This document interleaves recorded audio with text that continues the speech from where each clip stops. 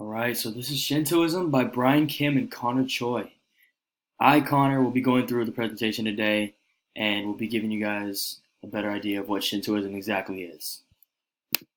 All right, so the beginning of Shintoism. The founder and the start of Shinto. According to the religion, the belief itself was found ever since the beginning of the world. So ever since the beginning of time, Shintoism has been around. There are no exact date nor founder of where, what, and who founded this religion. It kind of just came to be since the beginning of time.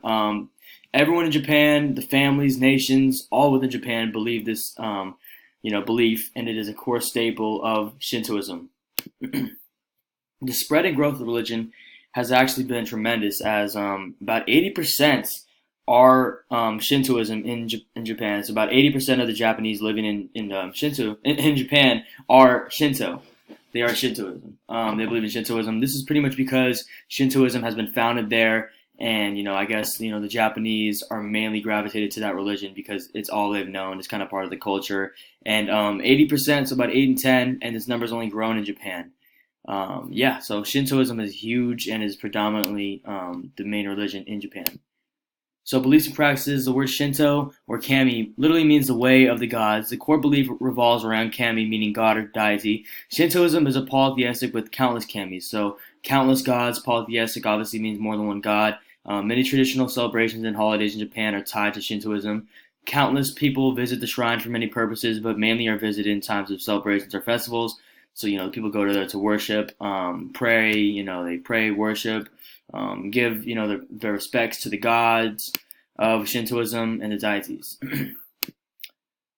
So, kamis. There are numerous deities in Shintoism, but there are evil and good kamis, so both good and bad kamis. It is believed that someone who seizes becomes a kami. Therefore, the deity or the deeds are treated with high respect and high demand. Rituals. One of the most common practices in Shintoism is purification ritual or harai. It is done onto a person in purpose to get rid of the impurities, to cleanse them, to spiritually cleanse them, to mentally cleanse them. There are multiple ways the ritual can be done: by prayer from priests, cleansing them with water or salt, mass purification of groups of people. This is one of many rituals that deals with impurities within people. Anusa is a huge one. Wooden stick or wand used in these rituals here. Misagi Hara, a traditional purification ritual where an individual submerges one's body completely under a waterfall, obviously a large body of water, river, or any source of water. So this is kind of comparable to Christianity, in where Christianity are baptized in a pool of water, whereas in Shintoism they are somewhat cleansed or even spiritually cleansed by a waterfall, by a strong force of water falling on this individual and going on that individual. A harai. A harai is a great purification ritual done annually every year to get rid of the entire nation's impurities. So this is, obviously on a big group of people, a population, a city in Japan, a large group within a city to clean, to cleanse their impurities and sins. A harai too, though it is an annual ritual, every year. It may be done after a great disaster to purify the nation again. So if there's a war, a tragedy, whatever it may be, in Japan, a harai is done, this water ritual.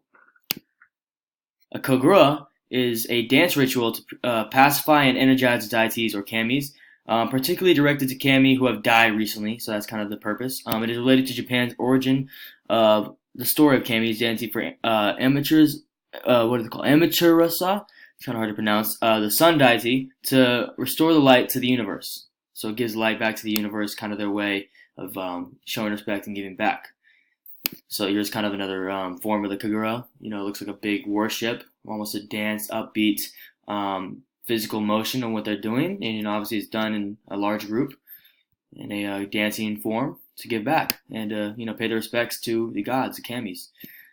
All right, so rituals, traditions. Most of the traditions in Japan, almost all families follow are related to Shintoism, whereas in Christianity, we worship on Sunday, and Shintoism is a little bit more sporadic and inconsistent, to where they worship on their own terms, kind of, and worship at different times. And we do that in Christianity too, but Sunday is a rest day for us, and Sunday is a day of church. Sunday we go to church and we pray and we give back and pay our respects to God and to strengthen our relationship with Him.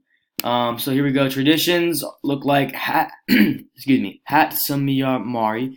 That's one hard to pronounce. Traditions where a recently born child is taken to a shrine to put them under Kami's protections. Another one is Shikagosen, literally meaning 753. Boys aged 3 to 5 and girls aged 3 to 7 are brought to shrines to thank their childhood at the closest Friday to November 11th. Saijin Shiki, meaning adult ritual ceremony. This is for adults. Once a person reaches the age of 20, they visit the shrine to thank Kami for reaching adulthood. So pretty much, both adults and children pay their respects to the child, to their parents, to their founders, pretty much. And yeah, that is Shintoism. So thank you guys so much for watching, and have a great one. Thank you.